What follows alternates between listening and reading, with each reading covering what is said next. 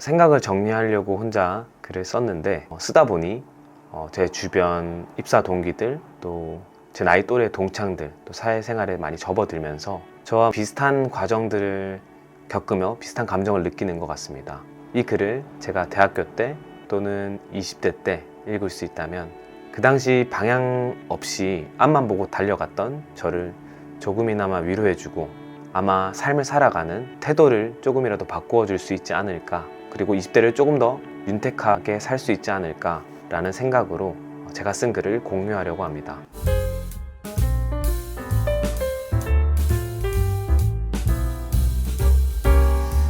(2022년 9월) 포스코 그룹 엔지니어 자리를 내려놓고 퇴사를 선택하게 되었습니다.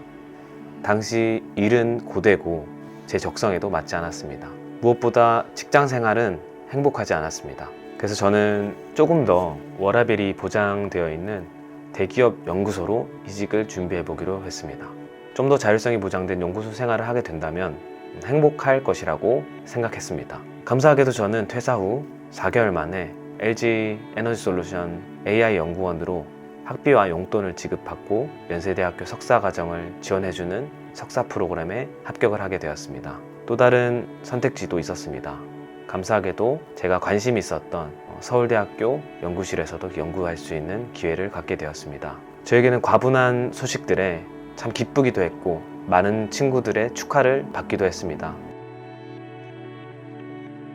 두 가지 선택지가 주어졌을 때 저는 이 결정이 제 인생에서 굉장히 중요한 순간처럼 느껴졌습니다.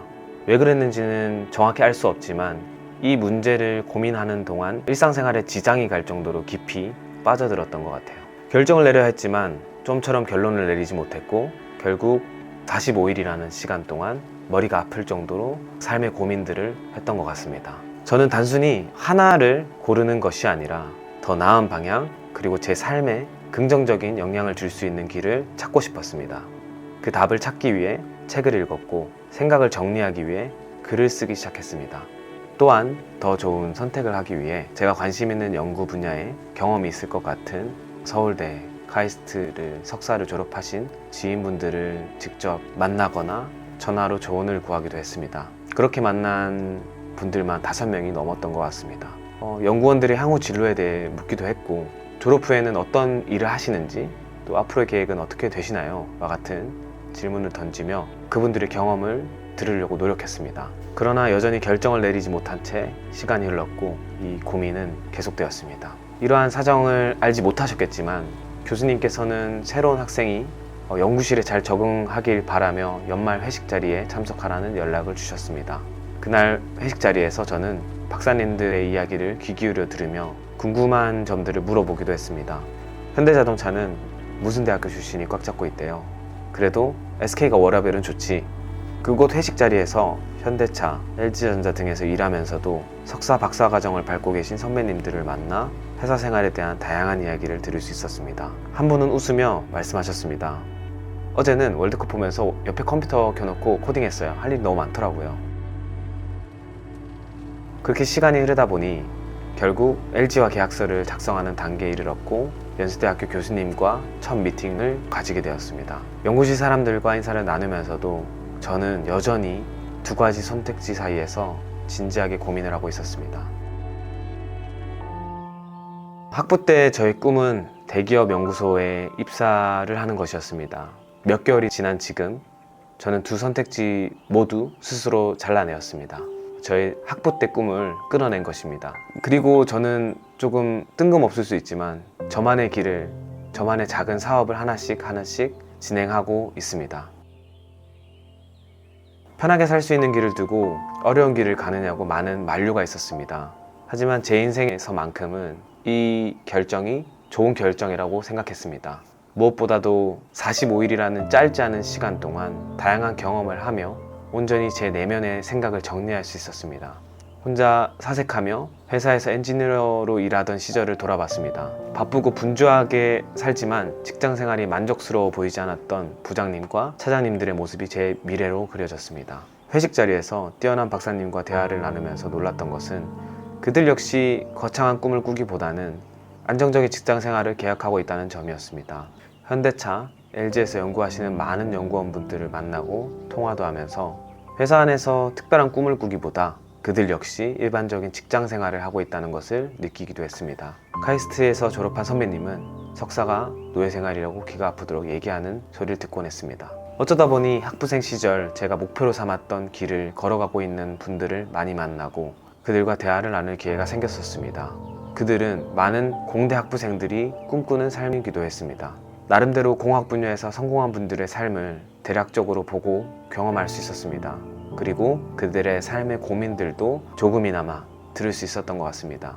글을 쓰다 보니 혹시나 그분들의 삶이 조금은 부정적으로 쓰여지진 않았나? 불행하다고 쓰여지진 않았나? 이런 염려되는 마음이 좀 드는 것 같습니다.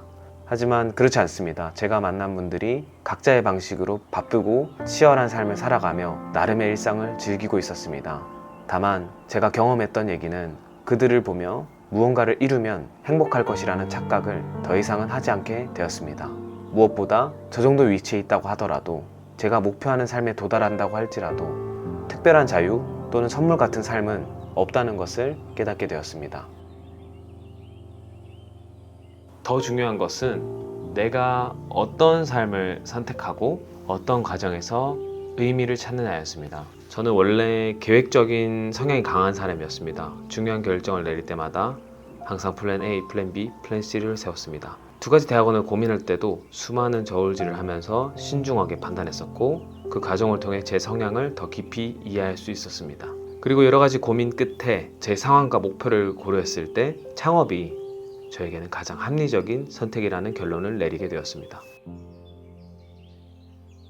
제가 창업을 결정한 이유는 크게 세 가지가 있습니다.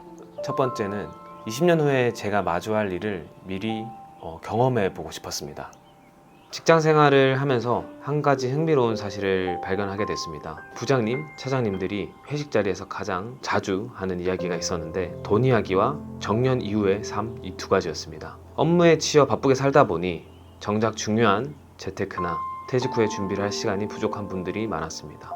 물론 잘하는 분들도 있지만 다 그렇진 않았던 것 같습니다. 특히 직급이 올라갈수록 책임감이 더 막중해지고 업무 강도도 올라가기 때문에 그러다 보면 40대 중반부터는 퇴직에 대한 압박을 받는다는 이야기를 종종 듣고 또 그런 선배들을 보기도 했습니다. 그리고 그때부터 많은 분들이 사업에 대한 고민들을 하는 것을 보게 되었습니다. 저도 문득 이런 생각이 들었던 것 같습니다. 결국 우리는 언젠가 한 번은 사업을 하게 되지 않을까?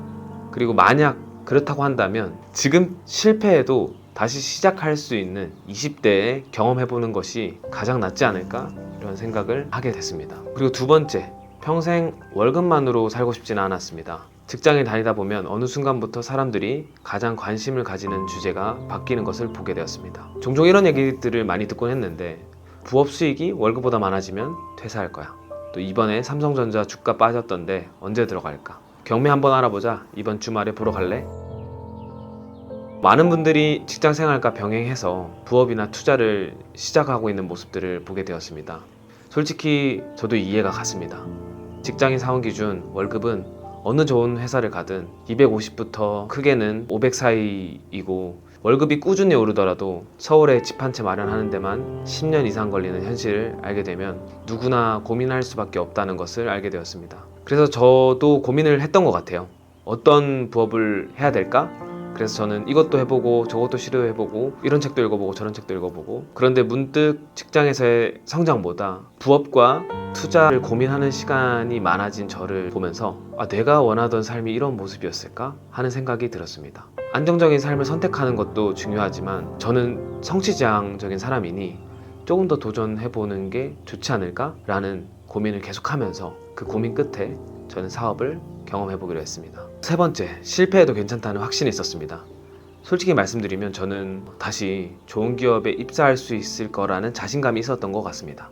지금 젊지만 대기업이나 대학원이나 연구소에 대한 합격을 해봤고 또 그런 목표를 향해서 다양한 선택지들을 직접 경험해봤기 때문에 제가 만약에 창업을 해서 실패를 하더라도 다시 다른 방향으로 길을 찾을 수도 있을 거라고 생각을 했습니다. 그리고 무엇보다 지금 창업을 경험하면서 배우는 것들이 기업에서 일하는데 어떤 영향을 미칠 수 있을지는 모르겠지만 비즈니스 커리어에 있어서는 분명히 도움이 될 거라고 생각을 했습니다. 그리고 그렇게 믿었습니다. 그래서 저는 이런 생각을 했던 것 같아요. 만약 실패하더라도 더 많은 경험과 시야를 가지고 다시 회사 생활하다가 나중에 도전할 수 있지 않을까? 이렇게 생각을 하고 보니 창업이 큰 부담으로 다가오지 않았습니다. 그래서 2023년 6월 1년 동안 사업을 도전해보겠다고 결심을 했고 지금까지 도전을 이어오고 있습니다. 규모가 크진 않지만 작은 스타트업, 또 교육 사업 등 다양한 경험도 하고 시행착오를 겪으면서 즐겁게 일하고 있습니다. 그리고 다행히 예전보다 훨씬 안정적인 수준으로 삶을 유지할 수 있게 되었습니다. 하지만 이 이야기가 창업을 해야 한다라는 뜻으로 제가 글을 썼던 것이 아닙니다. 여기서 한 가지 분명히 말씀드리고 싶은 점은 제가 창업을 선택했다고 해서 모든 분들이 창업을 해야 된다는 뜻은 아닙니다. 저는 여러 가지 이유로 창업을 선택했지만 누군가는 연구소에서 연구하는 것이 더 행복할 수도 있고 또 누군가는 안정적인 기업에서 커리어를 쌓으면서 안정적인 삶을 유지하고 지탱하는 것을 원할 수도 있습니다. 중요한 것은 우리가 20대 때 꿈꿨던 미래나 목표가 그대로 지속되지 않을 수도 있다는 점입니다. 저 역시 그렇게 경험했습니다. 저는 오랫동안 좋은 직장에 가는 것을 목표로 삼고 살아왔지만 막상 사회에 나와보니 저에게 맞는 길은 따로 있었습니다. 저는 더 도전적이고 성취지향적인 삶을 사는 것이 훨씬 즐겁다는 걸 깨달았습니다. 특별히 저희 채널에는 공대생 분들이 많으신데요. 공대생들은 아무래도 조금 더 다른 사람들보다 안정적이고 보수적인 선택을 많이 하는 편인 것 같습니다. 하지만 진로와 미래를 너무 한정적으로 생각하지 않으셨으면 좋겠습니다. 언제든지 우리 삶의 형태는 바뀔 수 있고 커리어의 방향도 유연하게 변화할 수 있습니다. 그리고 그렇게 열린 마음으로 사고하고 생각할 때 우리의 삶을 더 즐겁게 더 긍정적인 변화들을 맞이할 수 있는 기회들을 잡을 수 있는 것 같습니다. 이건 단순히 제 이야기일 수도 있지만 여러분들이 지금 고민하는 미래에 작은 힌트가 되었으면 좋겠습니다.